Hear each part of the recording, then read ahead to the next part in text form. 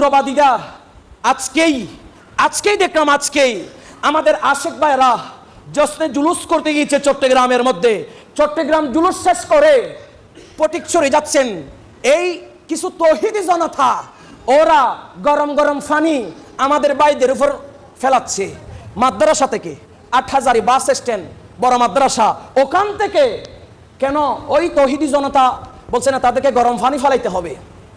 শুধু তাই নয়, আজকেই এখনো লাইভ চলমান, আপনারা দেখবেন অনলাইনের মধ্যে হাটহাজারীর মধ্যে অনেক বাইককে তারা মারছে এবং অনেক গাড়ি তারা ভেঙে ফেলছে। এখন কথা বলছি, এটা কি ধর্ম? আমের কথা হলো একজন দুষ করবে, এটা শাস্তিও আছে।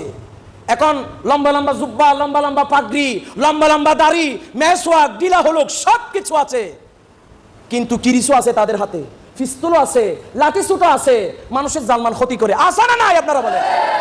এটার নাম কি কোনো ধর্ম? এটা কি তৌহিদবাদ? নাম হলো তৌহিদবাদের নাম দিবে, ধর্মের নামে অবমাননা করবে, ধর্মের নামে অধর্মের চর্চা করবে, এটা কখনো সুন্নি মুসলমান মেনে নিতে পারে না। ঠিক কিনা বলেন আমার ভাইরা? এই বাংলার জমিন শাহজালালের জমিন, এই বাংলার জমিন শাহপরানের জমিন, এই বাংলার জমিন শাইন চাই সিরিকুটের জমিন, এই বাংলার জমিন গৌসে মাঝবান্ডারের জমিন। ঠিক কিনা বলেন? আজকে মাত্র সামান্য চট্টগ্রাম থেকে জুলুসের এক পরিমাণ শতাংশ তারা দেখেছে, পুরো বাংলাদেশের সুন্নি মুসলমান যদি দেখতো তারা ফালানোর সুযোগ পাবে না। ঠিক কিনা বলেন?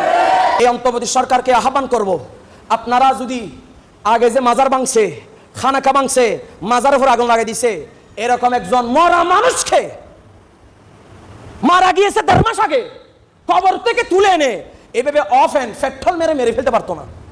সরকার যদি পদক্ষেপ নিত, এখন তো প্রশাসন নেই, নামে মাত্র প্রশাসন, নামে মাত্র সরকার। আহ্বান করব, বাংলাদেশের জনগণ শান্তিতে বিশ্বাস করে, সুফি মুসলিম যারা আছে, যারা অলিভক্ত মানুষ, তারা শান্তিতে বিশ্বাস করে, উগ্রবাদীকে কখনো বিশ্বাস করে না। সুন্নিদের একটা হাতিয়ার, সেটা হতো দয়াল নবীর মুস্তাফার প্রেম।